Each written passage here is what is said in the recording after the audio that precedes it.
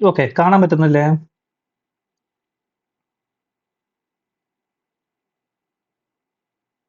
Hello?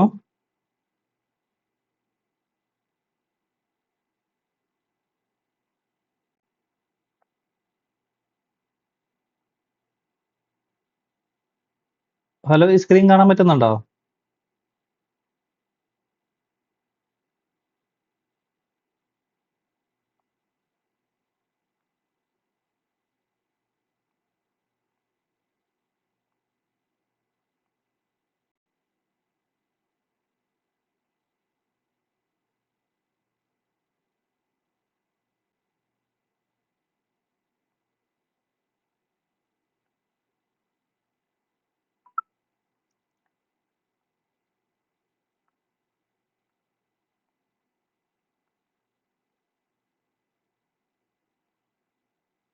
Hello?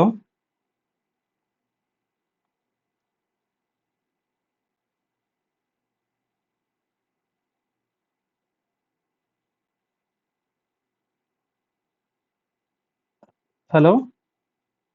കാണാൻ പറ്റുന്നുണ്ടോ?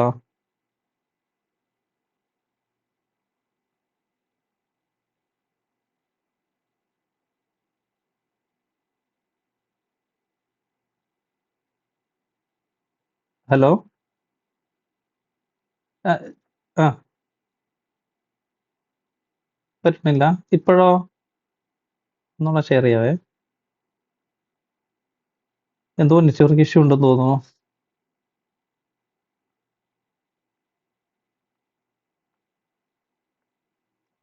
ഇപ്പൊ കാണാൻ പറ്റുന്നുണ്ടോ?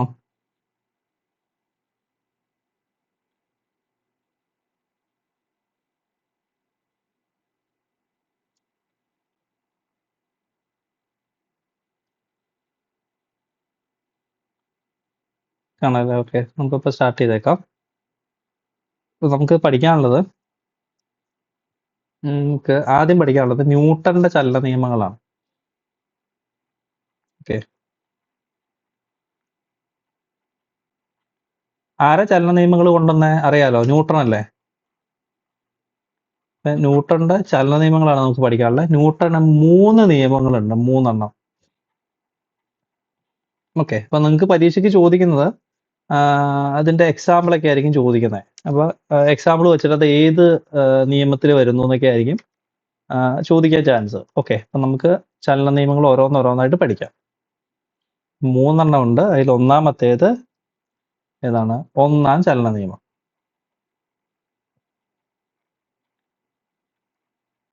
എന്താ 1-ാം ചലന നിയമം പഠിച്ചിട്ടില്ലേ?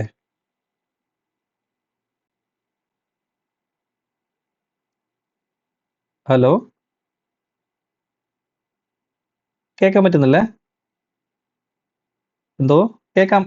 ഉണ്ടല്ലോ. Okay, okay. അപ്പൊ ന്യൂട്ടന്റെ 1-ാം ചലന നിയമമാണ് നമ്മൾ പഠിക്കുന്നത്. 1-ാം ചലന നിയമത്തിന് വേറൊരു പേരുണ്ട്. എന്താണെന്നറിയോ? ജഡത്വ നിയമം. ഓക്കെ,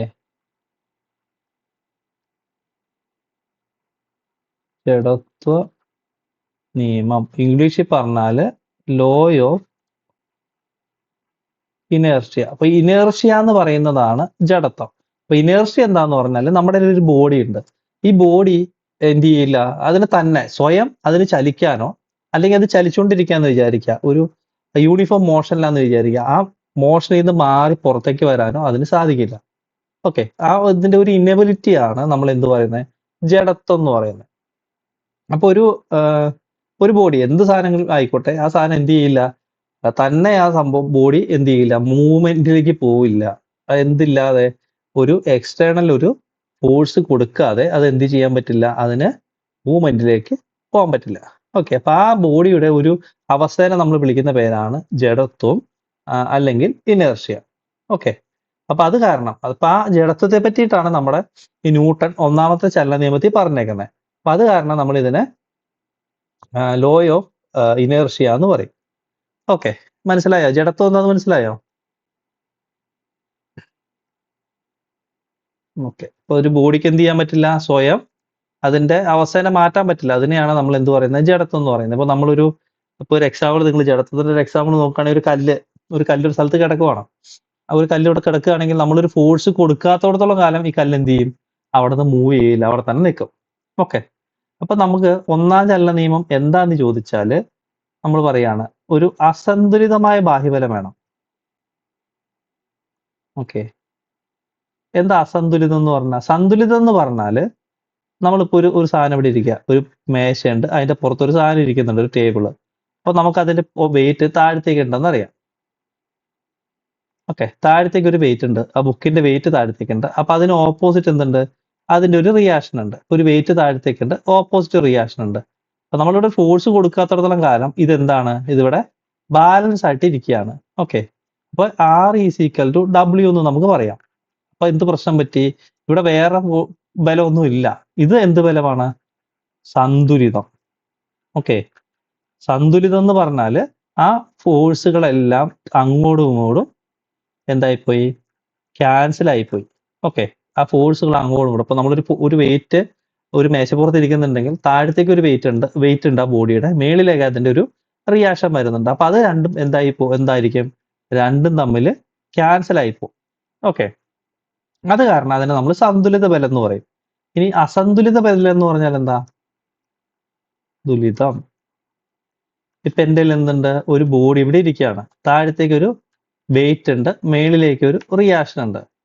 ഞാൻ ഇവിടെ നിന്ന് ഒരു ഫോഴ്സ് കൊടുക്കുന്നുണ്ട്. ഓക്കെ. ഒരു ഫോഴ്സ് ഞാൻ ഇവിടെ നിന്ന് കൊടുക്കുവാണെങ്കിൽ ഈ ആറും ഡബ്ല്യു ക്യാൻസൽ ആയിപ്പോയി. പക്ഷേ എന്തുണ്ട്? ഒരു എഫ് എന്ന് പറയുന്ന ഒരു ഫോഴ്സ് ഇവിടെ ഉണ്ടല്ലോ. ഇവിടെ വേറൊരു ഫോഴ്സ് ഇവിടുന്ന് വരുന്നുണ്ട്, നമ്മൾ എക്സ്ട്രാ കൊടുക്കുന്നുണ്ട്. അങ്ങനെ കൊടുക്കുന്നതിന് നമ്മൾ വിളിക്കുന്ന പേരാണ് അസന്തുലിത ബലം. മനസ്സിലായോ? വ്യത്യാസം മനസ്സിലായോ? സന്തുലിത അസന്തുലിതം തമ്മില്?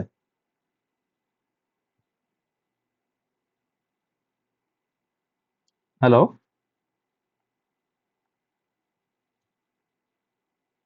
ഓക്കെ. ഇനി നമുക്ക് ന്യൂട്ടന്റെ ചലന നിയമം പറഞ്ഞാല് ഇതാണ് അസന്തുലിത ബലവും സന്തുലിത ബലവും. ഇനി ന്യൂട്ടന്റെ ചലന നിയമം പറഞ്ഞാല് ഒന്നാം ചലന നിയമമാണ്. ഒന്നാം ചലന നിയമം, അതിന്റെ പേര് law of inertia. Okay, law of inertia എന്നാണ്, അല്ലെങ്കിൽ ജഡത്വ നിയമം എന്നാണ് നമ്മൾ ഇതിന്റെ മലയാളം പേര്. ഓക്കെ. ജഡത്വ നിയമം എന്ന് പറഞ്ഞാൽ ഒരു ബാഹ്യബലം പ്രയോഗിക്കാത്തിടത്തോളം കാലം, ചുമ്മാ ബാഹ്യബലമല്ല, ശ്രദ്ധിച്ചോണം, അസന്തുലിതമായ ബാഹ്യബലം. ഓക്കെ. അസന്തുലിതമായൊരു ബാഹ്യബലം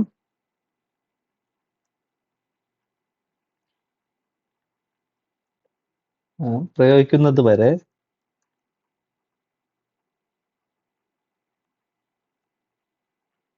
എന്ത് ചെയ്യില്ല? ഓരോ വസ്തുവും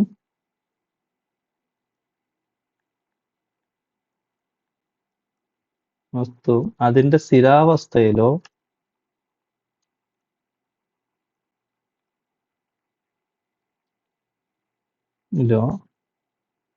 നേർരേഖ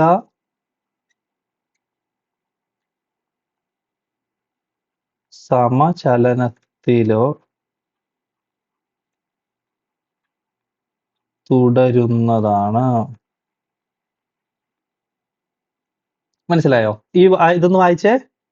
അസന്തുലിതമായൊരു ബാഹ്യബലം പ്രയോഗിക്കുന്നത് വരെ ഓരോ വസ്തുവും അതിന്റെ സ്ഥിരാവസ്ഥയിലോ നേർരേഖാ സമചലനത്തിലോ, ഈ സമചലനം എന്ന് പറഞ്ഞാല് യൂണിഫോം മോഷൻ ആണ്. ഓക്കെ. നിങ്ങൾ ഇംഗ്ലീഷ് മീഡിയത്തിൽ പഠിച്ചവര് സമചലനം ഒന്നും കേട്ടിട്ടുണ്ടാവില്ല, യൂണിഫോം മോഷൻ എന്നായിരിക്കും കേട്ടിരിക്കുന്നത്. അല്ലെ തന്നെ പ്ലസ് 1 ഒക്കെ ഇംഗ്ലീഷ് മീഡിയം തന്നെ ആണല്ലോ. അപ്പൊ സമചലനം എന്ന് പറഞ്ഞാൽ യൂണിഫോം മോഷൻ ആണ്. ഇതെന്താണ്? നേർരേഖ എന്ന് പറഞ്ഞാൽ സ്ട്രെയിറ്റ് ലൈൻ. ഓക്കെ. അതായത് ഒരു അസന്തുലിതമായിട്ടുള്ള ഒരു ബാഹ്യബലം ഉണ്ടെങ്കിൽ മാത്രമേ എന്ത് ചെയ്യാൻ പറ്റുള്ളൂ? ഒരു ബോഡിയുടെ സ്ഥിരാവസ്ഥയിലുള്ള നേർരേഖയിലുള്ള ചലനത്തിലോ അല്ലെങ്കിൽ അതിന്റെ നിശ്ചലാവസ്ഥയ്ക്കോ മാറ്റം, അല്ലെങ്കിൽ നിശ്ചലാവസ്ഥ അല്ലെങ്കിൽ സ്ഥിരാവസ്ഥയ്ക്കോ മാറ്റം വരുത്താനായിട്ട് സാധിക്കുള്ളൂ. ഇത് തന്നെയാണ് ന്യൂട്ടന്റെ ഫസ്റ്റ് ലോ എന്ന് പറയുന്നത്. ഒന്ന് വായിച്ചേ.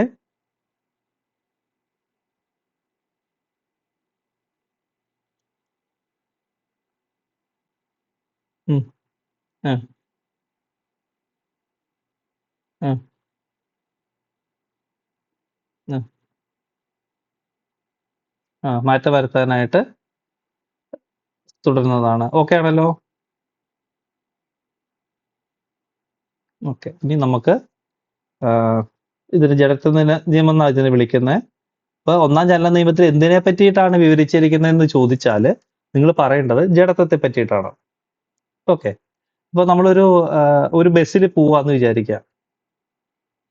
ഒരു ബസ്സിൽ നമ്മൾ കയറി, ബസ് സ്റ്റാർട്ട് ചെയ്തിട്ടില്ല.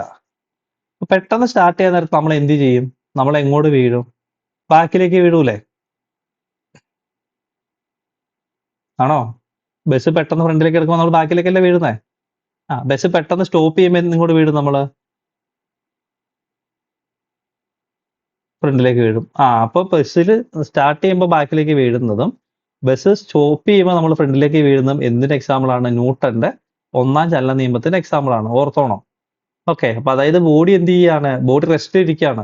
അപ്പൊ റെസ്റ്റിലിരിക്കുന്ന സമയത്ത് നമ്മൾ ബസ് സ്റ്റാർട്ട് ചെയ്ത് ബസ് മുന്നോട്ടെടുത്തു. ഈ മുന്നോട്ടെടുക്കുമ്പോൾ ബസ് മുന്നോട്ട് പോകും. അപ്പൊ നമ്മുടെ ബോഡി എന്ത് ചെയ്യില്ല? ബോഡി റെസ്റ്റിലിരിക്കുകയല്ലേ സമയത്ത്. അപ്പൊ അത് റെസ്റ്റിലിരിക്കുന്ന കാരണം ബോഡി എന്ത് ചെയ്യും?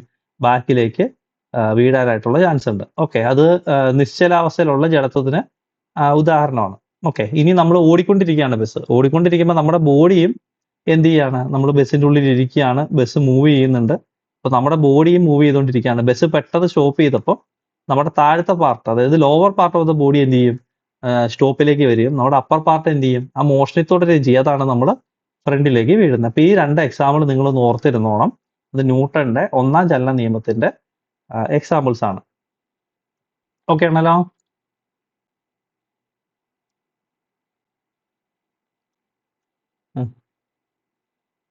ഓക്കെ, ഇനി ന്യൂട്ടന്റെ രണ്ടാം ചലന നിയമം നമ്മൾ പഠിക്കാൻ പോവാണ്. രണ്ടാം ചലന നിയമം. ചലന നിയമം. ഓക്കെ, രണ്ടാം ചലന നിയമം എന്ന് പറഞ്ഞാല് അതിൽ ഒരു ഇക്വേഷൻ നിങ്ങൾ ഓർത്തിരിക്കുക. F is equal to M into A. Okay, അതിൽ എം എന്ന് പറഞ്ഞാല് എന്താണ്? വസ്തുവിന്റെ മാസ്. എ എന്ന് പറഞ്ഞാൽ നിങ്ങൾക്ക് അറിയാം എന്താണ്? Acceleration. Okay, F is equal to M A എന്ന് പറയുന്ന ഇക്വേഷൻ എന്തിനാണ്? രണ്ടാം ചലന നിയമത്തിലാണ്. അപ്പൊ നമ്മളിവിടെ ഒരു ഫോഴ്സ് പ്രയോഗിക്കുവാണ്. പ്രയോഗിക്കുമ്പോൾ ആ വസ്തു എന്ത് ചെയ്യും? ചലിച്ചു തുടങ്ങും. അപ്പൊ ആ ചലിക്കുന്നത് ഏത് ഡയറക്ഷനിലേക്കായിരിക്കും? നമ്മൾ കൊടുക്കുന്ന ഫോഴ്സിന്റെ ഡയറക്ഷനിലേക്കായിരിക്കും അതിന്റെ ചലനം. അല്ലെങ്കിൽ നമ്മൾ അവിടെ വേറൊരു കാര്യം പറയുന്നുണ്ട്, ആക്ക വ്യത്യാസം. ഓക്കെ, ആക്ക വ്യത്യാസം എന്ന് പറയും, മൊമെന്റം എന്ന് പറയും, ആക്ക വ്യത്യാസം. ഈ ആക്ക വ്യത്യാസം എന്ന് പറഞ്ഞാല്, ഈ ആക്കം എന്ന് പറഞ്ഞാൽ എന്താണ്? മൊമെന്റം. നമ്മൾ ഇംഗ്ലീഷിൽ പറഞ്ഞാൽ മൊമെന്റം എന്നാണ്. നിങ്ങൾ മിക്കവരും ഇംഗ്ലീഷ് ആയിരിക്കും പഠിച്ചിരിക്കുന്ന വാക്ക്. പക്ഷെ നമ്മുടെ പരീക്ഷയ്ക്ക് മലയാളത്തിലായതുകൊണ്ട് ആക്കം എന്നായിരിക്കും പറയുന്നത്. അപ്പൊ മൊമെന്റം എന്ന് പറയുന്ന സാധനം, അതായത് ആക്ക വ്യത്യാസം അല്ലെങ്കിൽ മൊമെന്റത്തിലെ ചേഞ്ച് എന്ന് പറയുന്നത് എന്തിന് പ്രൊപ്പോർഷണൽ ആയിരിക്കും? നമ്മൾ കൊടുക്കുന്ന ഫോഴ്സിന് പ്രൊപ്പോർഷണൽ ആയിരിക്കും. മനസ്സിലായോ? നമ്മൾ പ്രയോഗിക്കുന്ന അസന്തുലിത ബാഹ്യബലത്തിന്. ഓക്കെ, അസന്തുലിത ബാഹ്യബലമാണ് ഇവിടെ വേണ്ടത്. അപ്പൊ അസന്തുലിതമായിട്ടൊരു ബാഹ്യബലം നമ്മൾ ഒരു വസ്തുവിൽ പ്രയോഗിച്ചാൽ ആ വസ്തു എന്ത് ചെയ്യും? ചലിക്കും. ആ ചലിക്കുന്ന വസ്തുവിന് എന്തുണ്ടാവും? ഒരു ആക്ക വ്യത്യാസം ഉണ്ടാവും. ഈ ആക്ക വ്യത്യാസം എന്ത് ഡയറക്ഷനിലേക്കായിരിക്കും? ഈ നമ്മൾ കൊടുക്കുന്ന അല്ലെങ്കിൽ നമ്മൾ ചെലുത്തുന്ന ഫോഴ്സിന്റെ അതേ ഡയറക്ഷനിലേക്കായിരിക്കും. ഓക്കെ, ഒന്നാം ചലന നിയമം എന്തായിരുന്നു? നമ്മളൊരു വസ്തു സഞ്ചരിക്കണമെങ്കിൽ അല്ലെങ്കിൽ അത് റെസ്റ്റിൽ നിന്ന് മോഷനിലേക്ക് വരണമെങ്കിലോ അല്ലെങ്കിൽ യൂണിഫോം മോഷനിൽ ഉണ്ടായിരിക്കുന്ന വസ്തുവിനെ നമ്മൾ അതിന്റെ മോഷൻ വ്യത്യാസം വരുത്തണമെങ്കിലോ അതിന്റെ ഡയറക്ഷൻ ചേഞ്ച് ചെയ്യണമെങ്കിലോ ഒക്കെ നമ്മൾ എന്ത് കൊടുക്കണം? ഒരു ഫോഴ്സ് കൊടുക്കണം. അതാണ് ഒന്നാം ചലന നിയമം. ഓക്കെ, നമ്മൾ വേറൊരു എക്സാമ്പിൾ എന്ന് പറഞ്ഞാൽ ചെളി തെറിക്കുന്നത്. ഈ ഒന്നാം ചലനത്തിൽ വേറൊരു എക്സാമ്പിൾ എന്ന് പറഞ്ഞാൽ വണ്ടിയുടെ ടയർ ഇങ്ങനെ ഓടുകയാണ്. അപ്പൊ നമ്മൾ ചെളി തെറിക്കുന്ന ഇങ്ങനെ ടാൻജൻഷ്യലി ആയിരിക്കും ചെളി തെറിക്കുന്നത്, അല്ലേ? ചെളി തെറിക്കുന്നത് അത് നിങ്ങൾ ശ്രദ്ധിച്ചിട്ടുണ്ടാവും. വണ്ടിയുടെ ടയറിൽ നിന്ന് ചെളിയൊക്കെ തെറിക്കുന്നത് ഏതാണ്? ടാൻജൻഷ്യലി ആയിരിക്കും ചെളി തെറിക്കുന്നത്. അതും എന്തിന്റെ എക്സാമ്പിൾ ആണ്? ഫസ്റ്റ് ലോന്റെ എക്സാമ്പിൾ ആണ്. ഓക്കെ, ഫസ്റ്റ് ലോന്റെ എക്സാമ്പിൾ. അപ്പൊ 3 എക്സാമ്പിൾ ഞാൻ പറഞ്ഞിട്ടുണ്ട്. ഓടിക്കൊണ്ടിരിക്കുന്ന ബസ് നിർത്തുമ്പോൾ നമ്മൾ ഫ്രണ്ടിലേക്ക് വീഴുന്നത്, റെസ്റ്റിലിരിക്കുന്ന ബസ് നിർത്തുമ്പോൾ നമ്മൾ ബാക്കിലേക്ക് വീഴുന്നത്, അത് രണ്ടും ഒന്നാം ചലന നിയമത്തിന്റെ എക്സാമ്പിൾ ആണ്. അതുപോലെ വണ്ടിയുടെ ടയറിൽ നിന്ന് ചെളി തെറിക്കുന്നത് ടാൻജൻഷ്യലി ആയിരിക്കും. അതായത് ഇതിന് ഡയറക്ഷൻ നമുക്ക് ചേഞ്ച് ചെയ്യാൻ പറ്റില്ല ഫോഴ്സ് കൊടുക്കാത്തടത്തോളം കാലം. അത് ഒന്നാം ചലന നിയമത്തിന്റെ എക്സാമ്പിൾ ആണ്. പിന്നെ നിങ്ങൾ ഈ കാർപ്പറ്റൊക്കെ എടുത്തിട്ട്, കാർപ്പറ്റിലൊക്കെ പൊടി ഉണ്ടാവും ചവിട്ടിയിലൊക്കെ. ഈ പൊടി തട്ടിക്കളയാൻ നേരത്ത് ഈ കാർപ്പറ്റ് തട്ടിയാൽ മതി. നിങ്ങൾ അങ്ങനെ കാർപ്പറ്റ് തട്ടി കഴിയുമ്പോൾ കാർപ്പറ്റ് നീങ്ങും, പക്ഷെ ആ പൊടി അവിടെ നീങ്ങില്ല, അത് നേരെ താഴത്തേക്ക് വീഴും. അതും ഒന്നാം ചലന നിയമത്തിന്റെ എക്സാമ്പിൾ ആണ്. നിങ്ങൾ ഇതൊക്കെ എഴുതി വെച്ച് പഠിച്ചോണം. ഓക്കെ, ഇനി രണ്ടാം ചലന നിയമം എന്ന് പറഞ്ഞാൽ നമ്മളൊരു വസ്തു ഉണ്ട്, ഈ വസ്തുവിലേക്ക് നമ്മളൊരു ഫോഴ്സ് കൊടുക്കുകയാണ്. ഈ ഫോഴ്സ് കൊടുക്കുമ്പോൾ എന്ത് സംഭവിക്കുന്നുണ്ട്? ആ വസ്തുവിനൊരു ചലനം സംഭവിക്കുന്നുണ്ട്, അല്ലെങ്കിൽ അതിൻ്റെ ഒരു ആക്ക വ്യത്യാസം സംഭവിക്കുന്നുണ്ട്. വ്യത്യാസം സംഭവിക്കുന്നുണ്ട്. ആ ആക്ക വ്യത്യാസം എന്താണ്? ആക്ക വ്യത്യാസത്തിന് നിരക്ക്, അത് ഫോഴ്സ് കൂടുമ്പോൾ ആക്ക വ്യത്യാസത്തിന് നിരക്ക് കൂടും. അത് ഏത് ഡയറക്ഷനിലേക്കായിരിക്കും? In the direction of applied force, അല്ലെങ്കിൽ നമ്മൾ കൊടുക്കുന്ന ഫോഴ്സിന്റെ ഡയറക്ഷനിലേക്കായിരിക്കും ഈ ആക്ക വ്യത്യാസം സംഭവിക്കുന്നത്. അതിനെയാണ് നമ്മൾ രണ്ടാം ചലന നിയമം എന്ന് പേരിട്ട് വിളിക്കുന്നത്. ഓക്കെ, കേട്ടോ. അത് എഴുതിയാല് ഇപ്പൊ നമ്മൾ സെക്കൻഡ് ലോ എന്ന് ഞാൻ എഴുതുകയാണ്. ഓക്കെ, ഇതൊരു സദിശം അതിശം എന്ന് പറഞ്ഞാൽ എന്താ? സദിശം അതിശം. അപ്പൊ സദിശം എന്ന് പറഞ്ഞാൽ അതില് ദിശയുണ്ട് അല്ലേ? അപ്പൊ ദിശയില്ല, നോ ദിശ, അല്ലെങ്കിൽ ഇതിന് നമ്മൾ വെക്ടർ എന്ന് പറയും അല്ലേ? സദിശമുള്ള വെക്ടറാണ് ഇത്, സ്കേലാറാണ്. അപ്പൊ ഈ സെക്കൻഡ് ലോ എന്ന് പറഞ്ഞാൽ ഒരു വെക്ടർ ലോ ആണ്, അല്ലെങ്കിൽ നമ്മൾ പറഞ്ഞാല് നമ്മൾ ഡയറക്ഷൻ പറയുന്നുണ്ട് ഇവിടെ അല്ലേ? അപ്പൊ ഇതൊരു സദിശ നിയമമാണ്. ഓക്കെ, സദിശ നിയമം അങ്ങനെയാണ് നിങ്ങളുടെ ബുക്കിൽ പറഞ്ഞിരിക്കുന്നത്, ഗൈഡില്. സദിശ നിയമം എന്ന് പറഞ്ഞാല് വെക്ടറാണ്. കാരണം നമുക്കിവിടെ കണ്ടുപിടിക്കുന്നത് ഫോഴ്സ് ആണ്. ഫോഴ്സ് എന്ന് പറയുന്നത് എപ്പോഴും ഒരു വെക്ടർ ക്വാണ്ടിറ്റി ആണ്. ഓക്കെ, സദിശ അളവാണ്. അതിനെ കാണിക്കാൻ വേണ്ടി നമ്മൾ മേളയിൽ ഇങ്ങനെ ഒരു വരയിടും. ഓക്കെ, അപ്പോൾ നമ്മുടെ കയ്യില്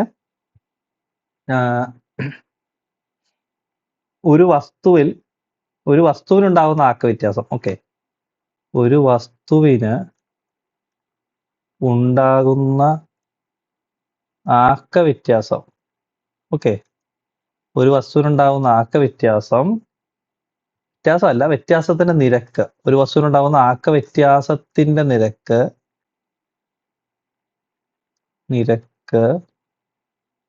എന്തായിരിക്കും?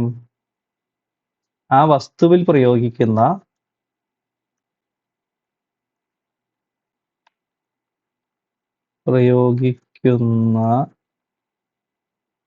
അസന്തുലിത ബാഹ്യബലത്തിൽ, ഞാൻ ആദ്യമേ പറഞ്ഞായിരുന്നു അസന്തുലിത ബാഹ്യബലം എന്ന് പറഞ്ഞ ഒരു സാധനം വേണം. അപ്പൊ അത് പരീക്ഷയ്ക്ക് ചോദിക്കാം. ബാഹ്യബലത്തിന് നേരനുപാതത്തിലും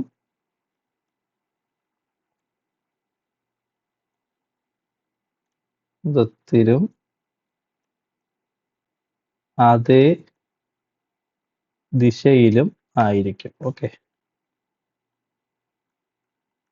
അതായത് ഒരു വസ്തുവിനുണ്ടാകുന്ന ആക്ക വ്യത്യാസത്തിന് നിരക്കെന്ന് പറഞ്ഞാൽ അതിൽ പ്രയോഗിച്ചിരിക്കുന്ന ബാഹ്യബലത്തിന് നേരനുപാതത്തിലും അതേ ദിശയിലുമായിരിക്കും. ഇതിനെയാണ് നമ്മൾ എന്ത് വിളിക്കുന്നത്? ന്യൂട്ടന്റെ രണ്ടാം ചലന നിയമം. ഒന്ന് വായിച്ചേ ചലന നിയമം. എല്ലാവരും വായിക്കണം കേട്ടോ. 1-2 പേരോടെ അല്ല ഞാൻ ഉദ്ദേശിക്കുന്നത്. ഇപ്പൊ എത്ര പേരുണ്ട്? 11 പേരുണ്ട്. ഓക്കെ, നിരക്ക്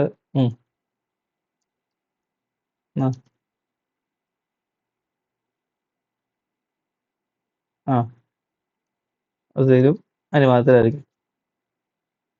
ഓക്കെ, അപ്പൊ മനസ്സിലായോ അത്?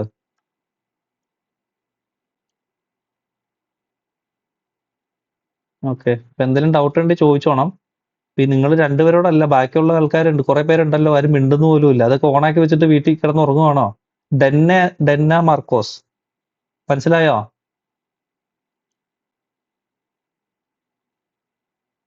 ഉണ്ടല്ലേ. ഞാൻ വിചാരിച്ചു ഓണാക്കി വെച്ച് കിടന്ന് ഉറങ്ങുവാണോ. ഓക്കെ, അടുത്തത്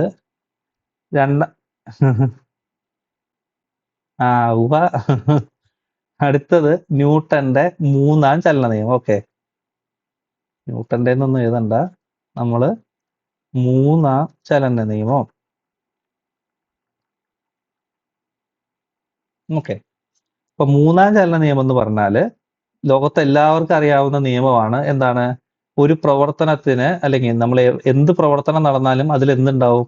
ഒരു പ്രതിപ്രവർത്തനം ഉണ്ടാവും. ഓക്കെ, നമ്മൾ എക്സാമ്പിൾ എപ്പോഴും പറയുന്നത്, നമ്മളൊരു ബോട്ടിലേക്ക് കാലെടുത്ത് വെച്ച് കഴിയുമ്പോൾ അല്ലെ, ബോട്ട് അല്ലെങ്കിൽ വള്ളത്തിൽ കാല് വെക്കുമ്പോൾ നമ്മൾ ഫ്രണ്ടിലേക്ക് നടക്കുമ്പോൾ വള്ളം ബാക്കിലേക്ക് നീങ്ങും. അത് മൂന്നാം ചലന നിയമത്തിന് എക്സാമ്പിൾ ആണെന്ന് പറഞ്ഞ് നമ്മൾ എപ്പോഴും പഠിക്കുന്നതാണ് അല്ലേ? അതായത് ഏതൊരു പ്രവർത്തനത്തിനും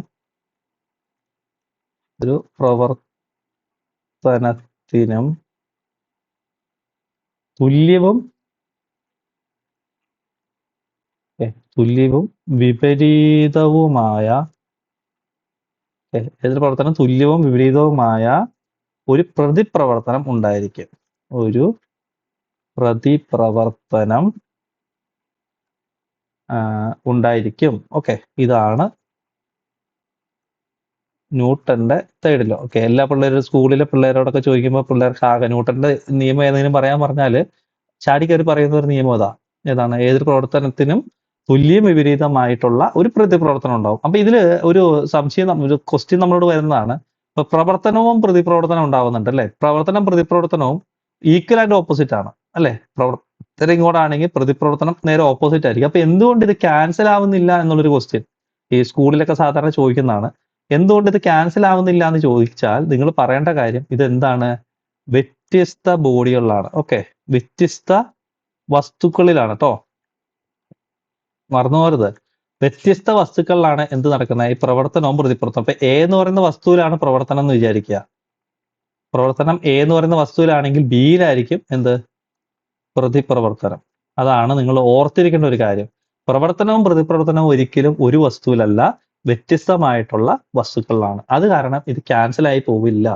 ഓക്കെ, ഇപ്പൊ നിങ്ങളോട് ചോദിക്കുന്ന ഒരു കാര്യമാണ്, എല്ലാവർക്കും അറിയാവുന്ന ഒരു നിയമമാണ് മൂന്നാം ചലന നിയമം. പരീക്ഷയ്ക്ക് നമ്മുടെ PSCക്ക് ഇഷ്ടപ്പെട്ട നിയമവും ഈ മൂന്നാം ചലന നിയമമാണ്. എക്സാമ്പിൾസ് നമ്മൾ പഠിച്ചു വെക്കണം. മൂന്നാം ചലന നിയമത്തിന്റെ എന്ത് സന്ദർഭങ്ങൾ. ഓക്കെ, അല്ലെങ്കിൽ എക്സാമ്പിൾ എന്ന് പറഞ്ഞാൽ മതി, അതാണ് നമുക്ക് കുറച്ചുകൂടെ എളുപ്പം. ഉദാഹരണങ്ങൾ. അപ്പൊ മൂന്നാം ചലന നിയമം നമ്മൾ എവിടെയൊക്കെയാണ് വരുന്നതെന്ന് പറഞ്ഞാല്, ഒന്ന്, തോക്കില്ലേ നിങ്ങളുടെ കയ്യിലുള്ള തോക്ക്, ഗണ്ണെന്ന് കണ്ടാൽ നിങ്ങൾ അപ്പോൾ ഓർത്തേക്കാം മൂന്നാം ചലന നിയമം. ഗണ്ണെന്ന് കണ്ടാൽ മൂന്നാം ചലന നിയമം അല്ല, ഗണ്ണിൽ നിന്ന് പായുന്ന വെടിയുണ്ട. ഓക്കെ, നിങ്ങൾ വെടിയുണ്ട പായുമ്പോൾ നിങ്ങൾ കണ്ടിട്ടുണ്ടാവും ഗണ്ണ് ബാക്കിലേക്ക് മാറുന്നുണ്ടല്ലേ, അതാ ഒന്ന്. പിന്നെ തോണി തുഴയുന്നത്. ഓക്കെ, തോണി തുഴയുന്നത്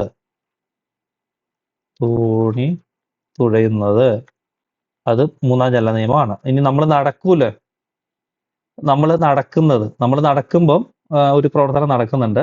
ഇനി നമ്മളൊരു ഒരാൾ തോണിയിൽ നിന്ന് കരയിലേക്ക് ചാടുവാണ്. ഓക്കെ, തോണിയിൽ നിന്ന് കരയിലേക്ക് ചാടുമ്പോ എങ്ങോട്ട് പോകും തോണി? ഈ ചാടിയാൽ തോണി എവിടെ പോകും? തോണി പുറകിലോട്ട് പോകുന്നു. പോകുന്നത്. ഓക്കെ, അത് എന്താണ്? ഓടിക്കൊണ്ടിരിക്കുന്ന വണ്ടിയിൽ നിന്ന് ചാടുന്നത് ഈ നമുക്ക് ശരിക്കും തേർഡ് ലോ എന്ന് പറയാൻ പറ്റുമോ? ഓടുന്നിരിക്കുന്ന വണ്ടിയിൽ നിന്ന് ചാടുമ്പോൾ നമ്മൾ ഫ്രണ്ടിലേക്ക് വീഴുന്നത് ന്യൂട്ടന്റെ ഒന്നാം ചലന നിയമമാണ്. ഇത് റെസ്റ്റ് ഇരിക്കുന്ന സാധനത്തിൽ നമ്മൾ, അപ്പൊ ഇത് രണ്ട് ബോഡിയല്ലേ. നമ്മൾ ബോട്ട് ഒരാൾ ഇവിടെ നിൽക്കുകയാണ്. അപ്പൊ ഇയാൾ ഇങ്ങോട്ട് ചാടി ഇറങ്ങിയപ്പോ ഈ ബോട്ട് ഓട്ടോമാറ്റിക്കലി എങ്ങോട്ട് പോകും? ബാക്കിലേക്ക് പോകും. ഇയാൾ ഫ്രണ്ടിലേക്ക് പോകുന്നത്. പിന്നെ റോക്കറ്റ് ഇല്ലേ, റോക്കറ്റും ഏതാണ്? മൂന്നാം ചലന നിയമമാണ്. കാരണം റോക്കറ്റിൽ ഈ ഫ്യൂല് കത്തുന്നുണ്ട്, അങ്ങനെ താഴത്തേക്ക് ഫ്യൂല് വീഴുന്നുണ്ട്. അപ്പൊ റോക്കറ്റ് അങ്ങോട്ട് പോകും, ഫ്രണ്ടിലേക്ക് പോകും. അപ്പൊ ഇത് ഇത്ര എക്സാമ്പിൾസ് നിങ്ങൾ ഓർത്തിരിക്കുക. എത്ര ആണ് നമ്മുടെ ബുക്കിൽ പറഞ്ഞിരിക്കുന്നത്? റോക്കറ്റിന്റെ കാര്യം ഇവർ പറഞ്ഞിട്ടില്ല, പക്ഷെ റോക്കറ്റാണ് ഏറ്റവും ക്ലാസിക് ആയിട്ടുള്ള എക്സാമ്പിൾ. തോണി തുഴയുന്നതും ഈ ഇതും മെയിൻ ആയിട്ട്. പിന്നെ നമ്മൾ ഈ നമുക്കൊരു പ്രതിപ്രവർത്തനം കിട്ടിയാലേ നമുക്ക്, ഇപ്പൊ നമ്മൾ നടക്കുമെന്ന് വിചാരിക്കുക. അപ്പൊ നമ്മൾ നടക്കാൻ നേരത്ത് നമ്മുടെ തറയില് എന്തില്ല? ഫ്രിക്ഷൻ ഇല്ല. ഫ്രിക്ഷൻ നമ്മൾ പറയുമല്ലോ, ഫ്രിക്ഷൻ എന്തോ മലയാളം എന്തോ. അപ്പൊ ആ ഫ്രിക്ഷൻ ഇല്ലാത്ത സമയം വരുമ്പോൾ നമുക്ക് നടക്കാൻ പറ്റില്ല. കാരണം നമുക്ക് അവിടെ ഒരു പ്രതിപ്രവർത്തനം കിട്ടില്ല, നമ്മൾ തെന്നി വീഴും. നമ്മളൊരു ഐസിൽ ഒരു കാറ് കിടക്കാന്ന് വിചാരിക്കാം, നമുക്ക് തള്ളാൻ പറ്റില്ല കാറിന്. കാരണം നമുക്ക് അവിടെയുള്ള ഒരു പ്രതിപ്രവർത്തനം ഉണ്ടെങ്കിൽ നമ്മൾ നടക്കാൻ നേരത്ത് നമ്മൾ എന്ത് ചെയ്യുക? നമ്മളൊരു ബലം താഴത്തേക്ക് കൊടുക്കുമല്ലേ, തറയിലേക്ക് ഒരു ബലം കൊടുത്തിട്ട് അതിന്റെ പ്രതിപ്രവർത്തനത്തിലാണ് നമ്മൾ നടന്ന് അങ്ങ് പോകുന്നത്. ഓക്കെ, അങ്ങനെ ബലം കൊടുക്കുമ്പോൾ പ്രതിപ്രവർത്തനം കിട്ടില്ലെങ്കിൽ നമ്മൾ ഉരുണ്ട് വീഴും അവിടെ. അതാണ് അതിന്റെ ഒരു വ്യത്യാസം. ഓക്കെ, ഇനി ഞാനൊരു ജഡത്വം എന്ന് പറയുന്ന ഒരു സാധനം പറഞ്ഞായിരുന്നു. അത് കുറച്ചുകൂടെ ഡീറ്റെയിൽ ആയിട്ട് ഇത് പറഞ്ഞിട്ടുണ്ട്. അതും കൂടെ നമുക്ക് നോക്കാം. ഗൈഡിൽ ഇപ്പോൾ അത് കഴിഞ്ഞിട്ടാണ് ജഡത്വം വന്നിരിക്കുന്നത്. അപ്പൊ ജഡത്വം എന്ന് പറഞ്ഞാൽ എന്തായിരുന്നു? ഒരു വസ്തുവിന് അതിന്റെ നിശ്ചലാവസ്ഥയോ നേർരേഖ ചലനത്തിന് മാറ്റം വരുത്താനുള്ള കഴിവില്ല. ഓക്കെ, അതിനെയാണ്. ഇപ്പൊ നിങ്ങളൊരു എക്സാമ്പിൾ പറയുകയാണെങ്കിൽ, നിങ്ങളിപ്പോ ഒരു ഗവൺമെന്റ് ഓഫീസിൽ കയറിച്ചില്ല എന്ന് വിചാരിക്കുക, വില്ലേജ് ഓഫീസിൽ. അപ്പൊ അവിടെ ചെന്ന് കഴിഞ്ഞാൽ നിങ്ങൾക്ക് മനസ്സിലാവും, ഉച്ചയൊക്കെ ആകുമ്പോൾ ചെല്ലുന്നെങ്കിൽ അവരെന്ത് ചെയ്യില്ല, ഒരു പണിയെടുക്കുക, അത് ചുമ്മിരിക്കായിരിക്കും കൂടുതൽ സമയം. ഇപ്പൊ കുറച്ച് വ്യത്യാസമുണ്ട് നേരത്തെയൊക്കെ. ഇപ്പൊ ഈ പറയുന്ന പോലെ CCTV ക്യാമറയും എല്ലാവർക്കും വിവരമൊക്കെ ഉള്ളത് കാരണം, പിന്നെ എല്ലാവരും ഫോട്ടോ വീഡിയോ ഒക്കെ എടുത്ത് നമ്മുടെ സോഷ്യൽ നെറ്റ്വർക്കിലേക്ക് ഇടുന്ന കാരണം കുറച്ച് പണിയെടുക്കുന്നുണ്ട്. പണ്ടത്തെ കാലത്തൊക്കെ നമ്മൾ ചെന്ന് കഴിഞ്ഞാൽ ഇവർ കിടന്ന് ഉറങ്ങുമോ അല്ലെങ്കിൽ ഒരു പണിയും ചെയ്യാതെ ചുമ്മിരിക്കുമായിരിക്കും. അപ്പൊ ഇവിടെ നിന്നല്ല, നമ്മൾ കോളേജിലൊക്കെ നോക്കി കഴിഞ്ഞാൽ, ഓഫീസുകളിലൊക്കെ ചെന്ന് കഴിഞ്ഞാൽ അത് തന്നെയാണ് അവസ്ഥ. അവർ ഉച്ച സമയമൊക്കെ ആയിക്കഴിഞ്ഞാൽ ഒരു പണിയും പ്രത്യേകിച്ച് പണിയൊന്നും എടുക്കൂല, അവർക്ക് മടിയാണ്. ആ മടീനെ നിങ്ങൾ എന്തായിട്ട് വിചാരിച്ചേക്കാം? ജഡത്വമാണ്. അപ്പൊ ഒരു എക്സ്റ്റേണൽ ഫോഴ്സ് ഇല്ലാതെ എന്ത് ചെയ്യില്ല, അവര് വേറെ പണിയൊന്നും എടുക്കൂല. അത് തന്നെ. അതുപോലെ തന്നെ ഒരു വസ്തുവിന് എന്ത് ചെയ്യാൻ പറ്റില്ല? അതിന് നിശ്ചലാവസ്ഥേനെ മാറ്റാൻ പറ്റൂല. അതാണ്. ഇപ്പൊ നമ്മളവിടെ ഇരിക്കുവാണ്. നമ്മൾ ഇരിക്കുന്ന സാധനം നമുക്ക് വേറൊരു ഇൻട്രസ്റ്റ് ഇല്ലാതെ നമ്മൾ അവിടെ നിന്ന് എണീക്കൂല. നമ്മൾ അവിടെ തന്നെ ഇരിക്കും. അതാണ്. ഓക്കെ. അപ്പൊ ഇത്രയും ഓർത്താൽ മതി. ഒരു വസ്തുവിന് സ്വയം അതിന്റെ നിശ്ചലാവസ്ഥനെ മാറ്റാൻ പറ്റില്ല. ഓക്കെ. സ്വയം അതിന്റെ നിശ്ചലാവസ്ഥയ്ക്കോ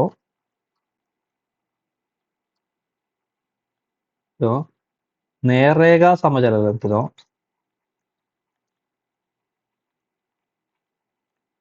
ത്തിനോ എന്ത് ചെയ്യാൻ പറ്റില്ല?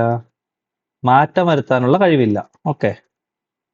മാറ്റം വരുത്താനുള്ള കഴിവില്ലായ്മ. ഓക്കെ. കഴിവില്ലായ്മ. മാറ്റം വരുത്താനുള്ള കഴിവില്ലായ്മയാണ് ജഡത്വം.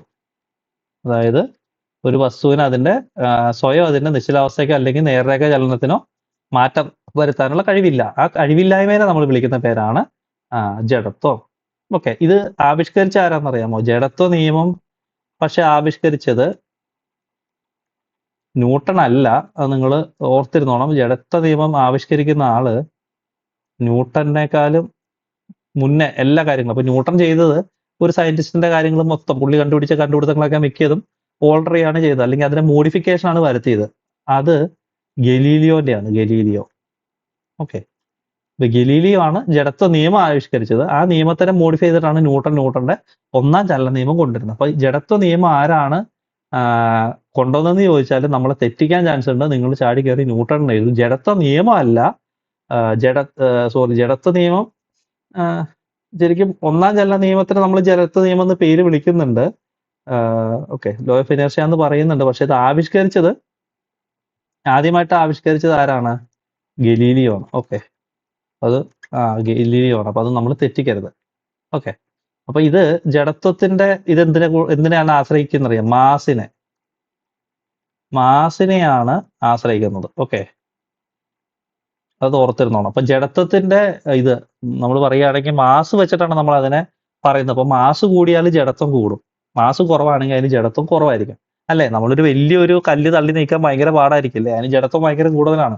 ഒരു കൊച്ചു കല്ലാണെങ്കിൽ നമുക്ക് എടുത്തു മാറ്റാം, അല്ലെങ്കിൽ തള്ളിയാലത് നീങ്ങും. ഒരു കൊച്ചു വണ്ടിയാണെങ്കിൽ നമുക്ക് തള്ളാം, ബൈക്ക് നമുക്ക് തള്ളാം, കാറ് നമുക്ക് വേണമെങ്കിൽ ഒരു പരിധി വരെ തള്ളി നീക്കാൻ ചെറുതായിട്ടൊക്കെ മൂവ് ചെയ്യിപ്പിക്കാം. പക്ഷെ ലോറി തള്ളാൻ പറ്റില്ല. കാരണം എന്താണ്? ലോറിക്ക് ജഡത്വം ഭയങ്കര കൂടുതലാണ്. ഓക്കെ.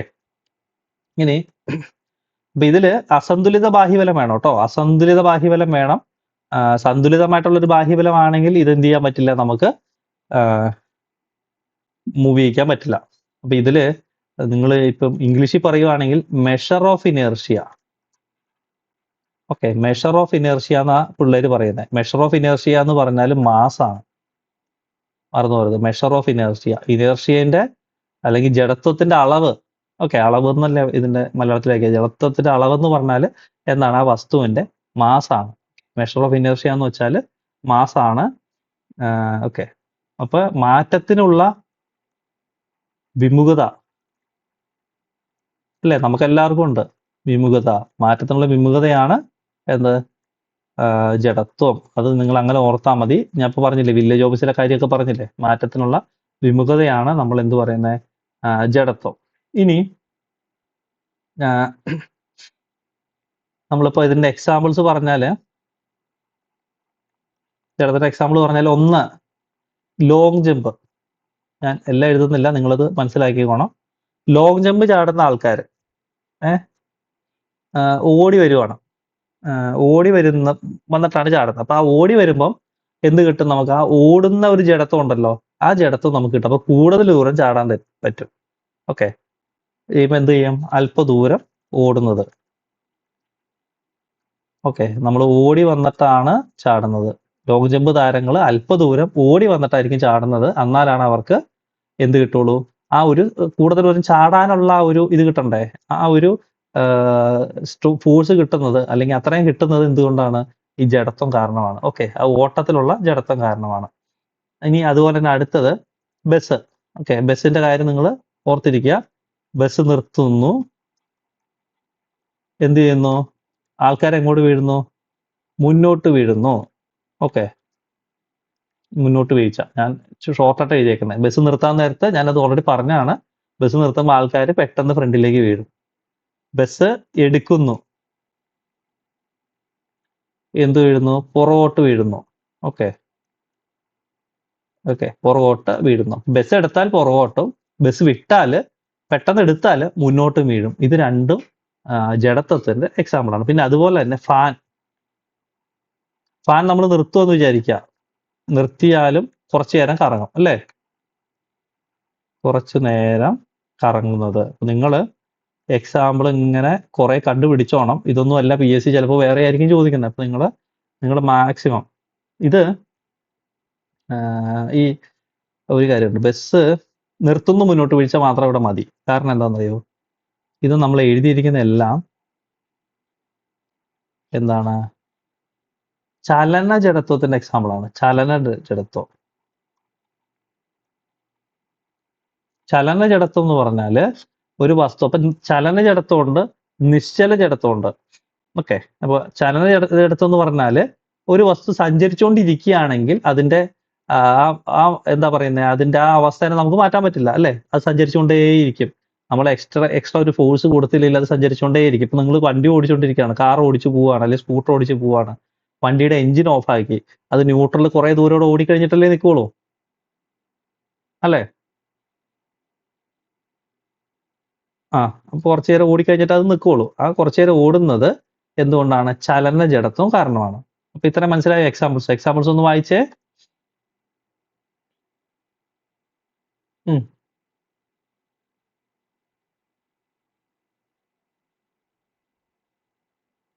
ആ ആ ആ മുന്നോട്ട് ബസ് എടുക്കാൻ പുറകോട്ട് വരുന്നത് ചലന ജഡത്വം അല്ല കേട്ടോ. അപ്പൊ അത് ബസ് എടുക്കുമ്പോൾ പുറകോട്ട് വരുന്നത് നിശ്ചല ജഡത്വമാണ്. അത് വരും നമ്മൾ ഇപ്പൊ തന്നെ. ഇനി അടുത്തത് നിശ്ചല ജഡത്വത്തിന് എക്സാമ്പിൾ ആണ്. എക്സാമ്പിൾസ് ഓക്കെ, നിശ്ചല ജഡത്തിന്റെ എക്സാമ്പിൾ ആണ് ബസ് എടുക്കുന്നു. ഓക്കെ, ബസ് എടുക്കുമ്പോൾ എന്ത് ചെയ്യും? പുറകോട്ട് വീഴും. അത് കാരണം എന്താണ്? നമ്മളവിടെ റെസ്റ്റ് ഇരിക്കുവാണ്. നമ്മൾ റെസ്റ്റ് ഇരിക്കുകയാണ്, ബസ് പെട്ടെന്ന് പോവുകയാണ്. അപ്പൊ നമ്മൾ ഓട്ടോമാറ്റിക്കലി, അപ്പോൾ നമ്മുടെ lower part of the body മോഷനിലേക്ക് വരും. അപ്പൊ നമ്മൾ എന്ത് ചെയ്യും? നമ്മുടെ upper part of the body റെസ്റ്റിൽ തന്നെ ഇരിക്കും അല്ലെ? നിശ്ചലമായിട്ടിരിക്കും, അത് പുറകിലേക്ക് വീഴും. അതാണ് ബസ് എടുക്കുമ്പോൾ പുറകോട്ട് വീഴുന്നത്. എന്തിന്റെ എക്സാമ്പിൾ ആണ്? നിശ്ചല ജഡത്വത്തിന് എക്സാമ്പിൾ ആണ്. ഇനി അടുത്തത് മാവിന്റെ കൊമ്പ് കുലുക്കൂലേ നമ്മള്? മാവിന്റെ കൊമ്പ് കുലുക്കുന്നത്. ഓക്കെ, മാവിന്റെ കൊമ്പ് കുലുക്കി എന്നാ സംഭവിക്കുന്നേ?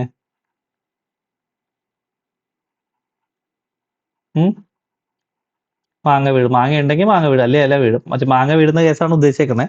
മാവിൻ കൊമ്പ് കുലുക്കി കഴിഞ്ഞാൽ എന്ത് സംഭവിക്കും? മാങ്ങ വീഴും.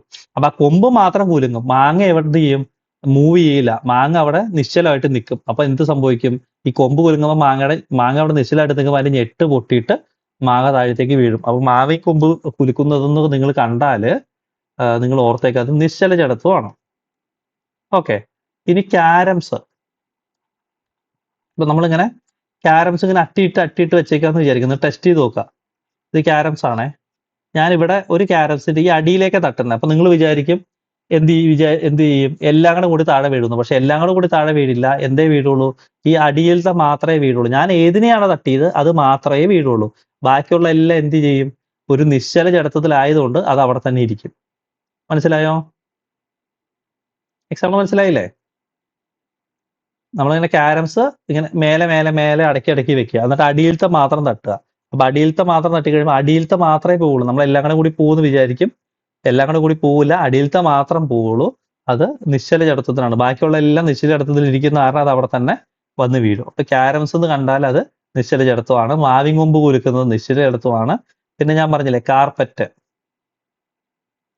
ഓക്കെ, കാർപ്പറ്റ് നമ്മൾ തട്ടി കഴിയുമ്പോൾ, കാർപ്പറ്റ് ഇങ്ങനെ പിടിച്ചിട്ട് ഇങ്ങനെ തട്ടുമ്പോൾ കാർപ്പറ്റ് മാത്രം നീങ്ങും. അതിന്റെ ഉള്ളിൽ കുറെ പൊടി ഇരിക്കുന്നുണ്ടെങ്കിൽ ആ പൊടി, നമ്മൾ ചവിട്ടി എന്നൊക്കെ പറയില്ലേ, ചവിട്ടി, കാർപ്പറ്റ് അല്ലെങ്കിൽ ചവിട്ടി, നമ്മളിങ്ങനെ പിടിച്ച് തട്ടുമ്പോൾ അത് മാത്രം ഇങ്ങനെ നീങ്ങും. അതിന്റെ ഉള്ളിലെ പൊടി അവിടെ തന്നെ നിൽക്കും. അത് കാരണം പൊടി നേരെ താഴത്തേക്ക് വീഴും. അത് എന്താണ്? നിശ്ചല ജഡത്വത്തിന്റെ എക്സാമ്പിൾ ആണ്. ഇനി നമ്മളൊരു പലക എടുക്കാണ്. പലകയിൽ ഇഷ്ടിക. ഓക്കെ, ഞാനൊരു പലക എടുത്തിട്ട് ഇതിന്റെ മേളിൽ ഒരു ഇഷ്ടിക വെച്ചേക്കാണ്. ഇത് ഇഷ്ടികയാണ്, ഇത് പലകയാണ്.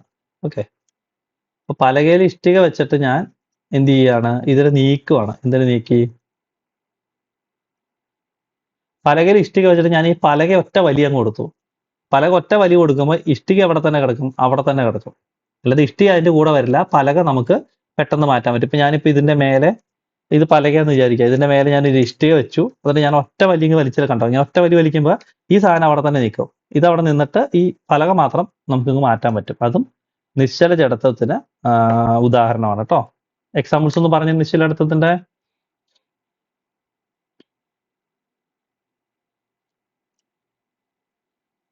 ഞാൻ പറഞ്ഞോ.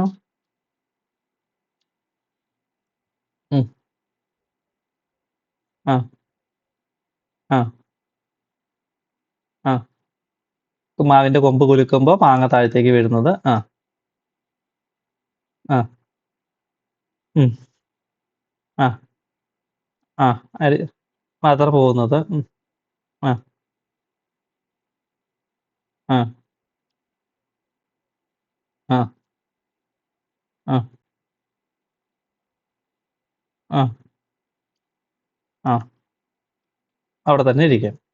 ഓക്കെ, താഴത്തേക്ക് വീഴും. അതാണ് നമ്മുടെ നിശ്ചല ജഡത്വത്തിന്റെ എക്സാമ്പിൾ. ഓക്കെ, ഇനി അടുത്തത് ആക്കമാണ്.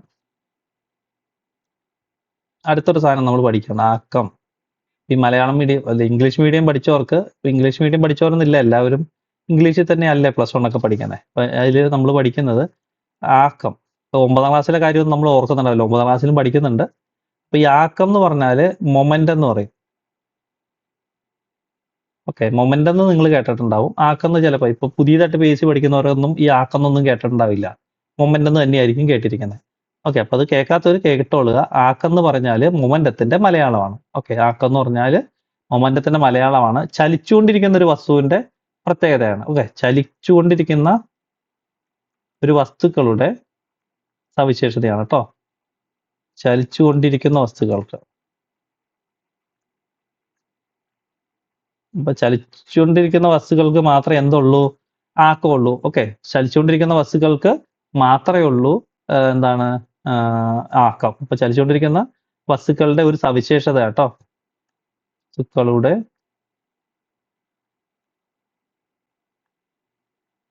സവിശേഷത. ഓക്കെ, ഇതൊരു സദിശ അളവാണ്. സദിശ അളവാണ്. ഓക്കെ, സദിശ എന്നാന്ന് ഞാൻ ആദ്യം പറഞ്ഞായിരുന്നു. ഇതിന് ദിശയുണ്ട്, ദിശയും കൂടി നമ്മൾ പറയുന്നുണ്ട് കേട്ടോ. ആക്കുന്ന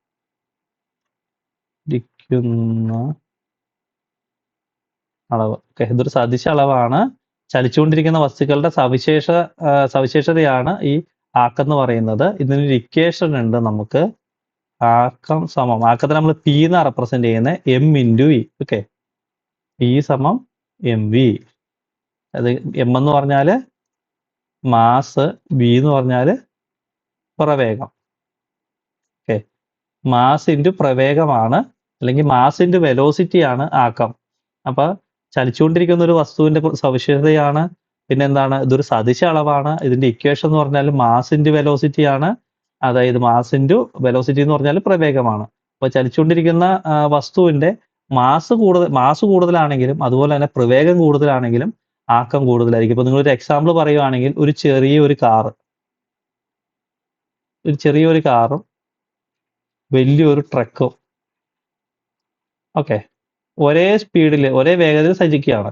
ഏതിനായിരിക്കും പ്രവേഗം കൂടുതൽ? സോറി, പ്രവേഗം അല്ല, ഒരേ വേഗത. ഇത് രണ്ടിനും ഒരേ വേഗതയാണ്. ഏതിനായിരിക്കും ആക്കം കൂടുതൽ? ഒരു വലിയ ലോറിയും ഒരു ചെറിയ കാറും. ആക്കം കൂടുതൽ ഏതിനായിരിക്കും?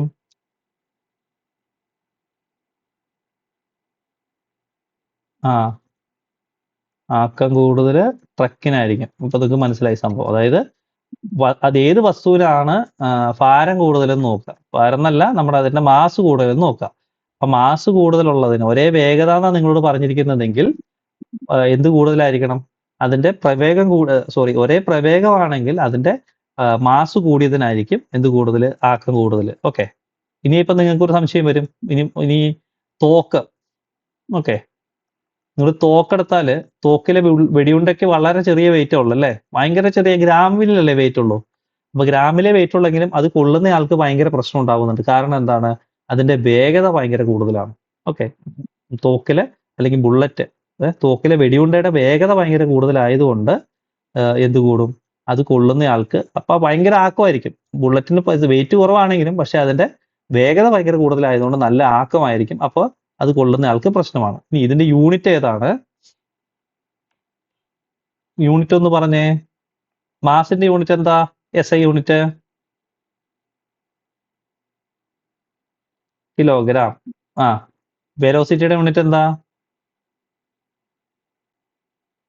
മീറ്റർ പെർ സെക്കൻഡ് അല്ലേ? അപ്പൊ നമ്മുടെ യൂണിറ്റ് എന്തായിരിക്കും? കിലോഗ്രാം. ആ, കിലോഗ്രാം മീറ്റർ പെർ സെക്കൻഡ്. അതാണ് നമ്മുടെ ആക്കത്തിന്റെ യൂണിറ്റ്. അതൊക്കെ ചോദിക്കാം കേട്ടോ. ആക്കത്തിന്റെ യൂണിറ്റ് എന്താണെന്നൊക്കെ ചോദിക്കാം പരീക്ഷയ്ക്ക്. ആക്കത്തിന്റെ unit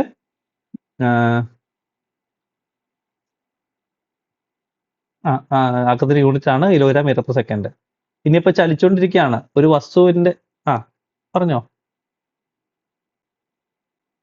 kilogram metre per second. അപ്പൊ ഒരു വസ്തു ചലിച്ചുകൊണ്ടിരിക്കുകയാണ്. അപ്പൊ ചലിച്ചുകൊണ്ടിരിക്കുമ്പോൾ അതിന്റെ മാസും ചലിച്ചുകൊണ്ടിരിക്കുന്ന വസ്തുവിന്റെ മാസും പ്രവേഗവും കൂടുകയെന്ന് വിചാരിക്കുക. അപ്പൊ അത് കൂടിക്കഴിഞ്ഞാൽ അത് ചെന്ന് ഇടിക്കുന്ന ആഘാതം കൂടുമല്ലോ. അപ്പൊ മാസ് കൂടി പ്രവേഗം കൂടി, അപ്പൊ ഇടിക്കുന്ന ആഘാതം കൂടൂലേ? ഞാൻ ഈ ആരോ മാർക്ക് മുകളിലേക്ക് ഇട്ടിരിക്കുന്നത് ആഘാതത്തിന്റെ സ്പെല്ലിംഗ് കാണാതെ ആഘാതം. അപ്പൊ ഈ മാസും പ്രവേഗം കൂടുമ്പോ എന്ത് കൂടും? ആഘാതം കൂടും. ഇത് എന്ത് കാരണമാണ്? ആക്കം കാരണം. ഓക്കെ, മറന്നു പോകരുത്. അപ്പൊ ഒരു വസ്തു ചെന്ന് ഇടിക്കുമ്പം, എവിടെയെങ്കിലും ചെന്ന് ഇടിക്കുമ്പം എന്ത് സംഭവിക്കും? മാസും പ്രവേഗം മാസും പ്രവേഗം കൂടുതലാണെങ്കിൽ അത് ചെന്ന് ഇടിക്കുന്ന ആഘാതം കൂടുതലായിരിക്കും. നമുക്കറിയാം, നല്ല വലിച്ചൊരു കല്ലെറിയുകയാണെങ്കിൽ പരിക്ക് കൂടുതലായിരിക്കും പറ്റുന്നത്. കാരണം എന്താണ്? പ്രവേഗം കൂടുതലാണ് വലിച്ചെറിയുന്ന കല്ലിന്. നമ്മൾ പയ്യെ എറിഞ്ഞു കഴിഞ്ഞാൽ വലിയ പരിക്കൊന്നും ഉണ്ടാവില്ല. ഇപ്പൊ നിങ്ങളൊരു എക്സാമ്പിൾ പറയുകയാണെങ്കിൽ തോക്കിലുള്ള ഒരു വെടിയുണ്ട നമ്മളെടുത്ത ഒരാളുടെ മേത്തേക്ക് ചുമ്മാ എറിയുവാണ്. അപ്പൊ അയാൾക്ക് പരിക്കൊന്നും പറ്റില്ല. ഇത് കൊള്ളുന്ന ആൾക്ക് ഒരു പരിക്കും പറ്റൂല. പക്ഷേ അതൊരു തോക്കിൽ നിന്ന് പായുന്ന സമയത്താണെങ്കിലോ അയാൾക്ക് പരിക്ക് പറ്റും. കാരണം എന്താണ്? അവിടുത്തെ ആക്കം വളരെ കൂടുതലായിരിക്കും. അപ്പൊ അത്രയും ഓർത്തിരിക്കുക. ഓക്കെ, ഇനി ആക്ക വ്യത്യാസത്തിന്റെ നിരക്ക് കൂടുതലാന്ന് വിചാരിക്കുക. നമ്മൾ ന്യൂട്ടൺ രണ്ടാം ചലന നിയമത്തിൽ അത് പറയുന്നത്. ആക്ക വ്യത്യാസത്തിന്റെ നിരക്ക് കൂടുതലാന്ന് വിചാരിക്കുക. ഓക്കെ, ആക്ക വ്യത്യാസ നിരക്ക് കൂടുതലാണെങ്കിൽ ബലവും കൂടുതലായിരിക്കും. ബലം, നമ്മൾ പ്രയോഗിക്കുന്ന ബലം കൂടുതലായിരിക്കും. ഓക്കെ, ആക്ക വ്യത്യാസ നിരക്ക് കൂടുതലാണെങ്കിൽ ബലവും കൂടുതലായിരിക്കും. അതാണ് അടുത്തത്. ഞാൻ ഈ മേളിലേക്ക് ആരോ ഇട്ടിരിക്കുന്ന കൂടുതൽ എന്നുള്ള മീനിങ് ആണ്. ആക്ക വ്യത്യാസ നിരക്ക് കൂടുമ്പോൾ ബലവും കൂടും, അല്ലെങ്കിൽ പ്രയോഗിക്കേണ്ട ബലം. ഓക്കെ, അത് സ്വാഭാവികമായിട്ട് അങ്ങനെയല്ലേ? നിങ്ങളൊരു വസ്തുവിന്റെ വേഗത കൂട്ടണമെങ്കിൽ നിങ്ങൾ കൂടുതൽ ബലം പ്രയോഗിക്കേണ്ട വരും. ഒരു കല്ലെടുത്ത് എറിയുമ്പോൾ പയ്യെ എറിയുകയാണെങ്കിൽ ആക്ക വ്യത്യാസം കുറവായിരിക്കും. വലിച്ച് നല്ല ശക്തിക്ക് എറിഞ്ഞാൽ, അതായത് നമ്മൾ നല്ല ബലത്തിൽ എറിഞ്ഞാൽ ആക്ക വ്യത്യാസം കൂടുതലായിരിക്കും. അപ്പൊ ആക്ക വ്യത്യാസത്തിന്റെ നിരക്ക് കൂടിക്കഴിഞ്ഞാൽ അല്ലെങ്കിൽ കൂട്ടണമെങ്കിൽ നമ്മൾ സ്വാഭാവികമായിട്ടും നമ്മുടെ ബലവും കൂട്ടേണ്ടതായിട്ട് വരും. ഓക്കെ, അപ്പോൾ ഇതുപോലെ തന്നെ മാസും പ്രവേഗവും കൂടുതലാണെങ്കിൽ ആക്കം എന്തായിരിക്കും? ആഘാതം, അത് തമ്മിൽ ഇടിക്കുന്ന ആഘാതം കൂടുന്നതിന്റെ കാരണം അത് ആക്കം കാരണമാണ്. ഓക്കെ, ഇനി അടുത്തത് ആക്ക വ്യത്യാസത്തിന്റെ നിരക്ക് എന്തിന് തുല്യമായിരിക്കും? അസന്തുലിത ബാഹ്യബലത്തിന് തുല്യമായിരിക്കും. നമ്മൾ ന്യൂട്ടന്റെ രണ്ടാം ചലന നിയമം പറയുന്നുണ്ട്. ഇനി ബലത്തിന്റെ യൂണിറ്റ് എന്താ?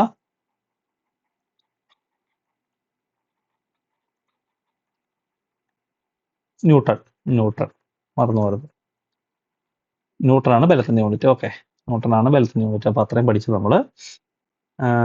ഒരു ആക്ക വ്യത്യാസ നിരക്ക് പ്രവഹിക്കുന്ന ബാഹ്യബലത്തിന് നേരെ അനുപാതത്തിലായിരിക്കും. നമ്മൾ ഓൾറെഡി നേരത്തെ പഠിച്ചായിരുന്നു ന്യൂട്ടന്റെ.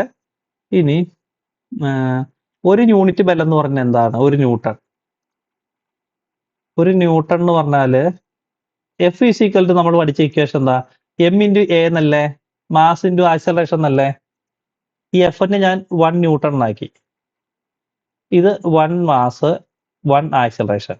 ഓക്കെ ആണോ? എല്ലാം 1 ആക്കിയേ. അപ്പൊ 1 ന്യൂട്ടൺ എന്ന് പറഞ്ഞാൽ എന്താണ് അതിന്റെ യൂണിറ്റ്? മാസിന്റെ യൂണിറ്റ് എന്താ? കിലോഗ്രാം അല്ലേ?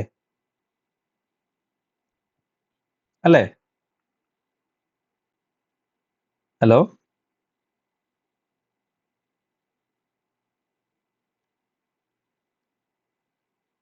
ഹലോ, കേൾക്കുന്നില്ലേ?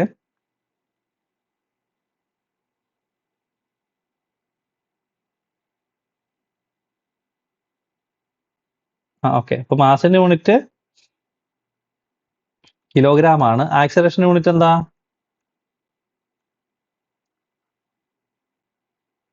മീറ്റർ പെർ സെക്കൻഡ് സ്ക്വയർ അല്ലേ? അപ്പൊ നമ്മുടെ കയ്യില് 1 ന്യൂട്ടൺ എന്ന് പറഞ്ഞാൽ എന്തായിരിക്കും? അപ്പൊ kilogram, 1 kilogram metre per second square. അതും നിങ്ങളൊന്ന് ഓർത്തിരുന്നേക്കുക. അപ്പൊ കിലോഗ്രാം മീറ്റർ സ്ക്വയർ സെക്കൻഡ് എന്ന് പറയുന്ന സാധനമാണ് എന്ത്? ആ, ഈ 1 ന്യൂട്ടൺ എന്ന് പറഞ്ഞാൽ 1 kilogram metre per second square ആയിരിക്കും. അതൊന്ന് ഓർത്തിരുന്നേക്കുക. ഓക്കെ, ഒന്ന് നോക്കിയേ.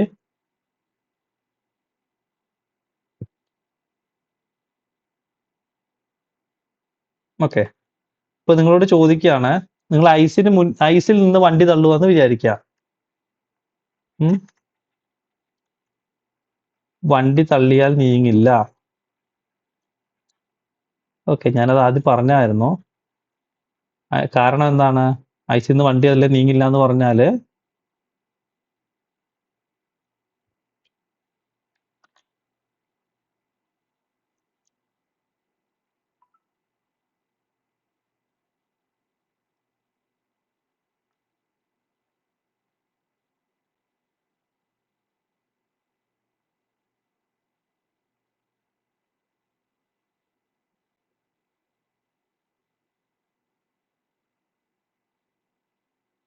നെറ്റ് എന്തോ പ്രശ്നമുണ്ടല്ലോ.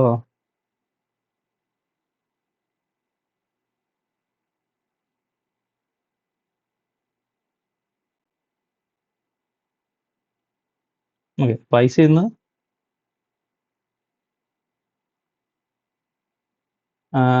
വണ്ടി തള്ളിയാൽ നീങ്ങില്ല. അതിന്റെ റീസൺ എന്താന്ന് വെച്ചാൽ അവിടെ എന്തില്ല? പ്രതിപ്രവർത്തനം ഇല്ല. ഓക്കെ, പ്രതിപ്രവർത്തനം ഇല്ല. പ്രതിപ്രവർത്തനം ഉണ്ടെങ്കിലാണ് നമുക്ക് ഈ തള്ളിക്കഴിഞ്ഞാൽ നീങ്ങാൻ പറ്റുള്ളൂ എന്ന് നമ്മൾ പഠിച്ചായിരുന്നു ഓൾറെഡി.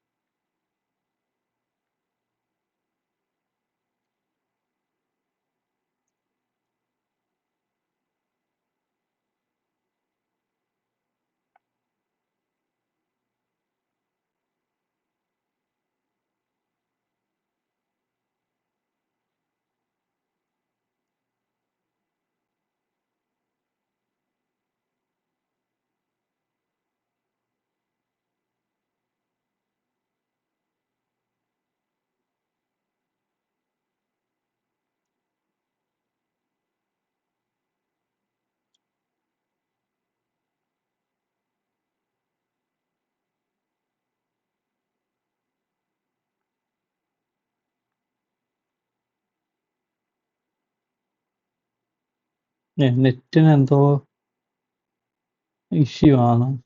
സെക്കൻഡ്.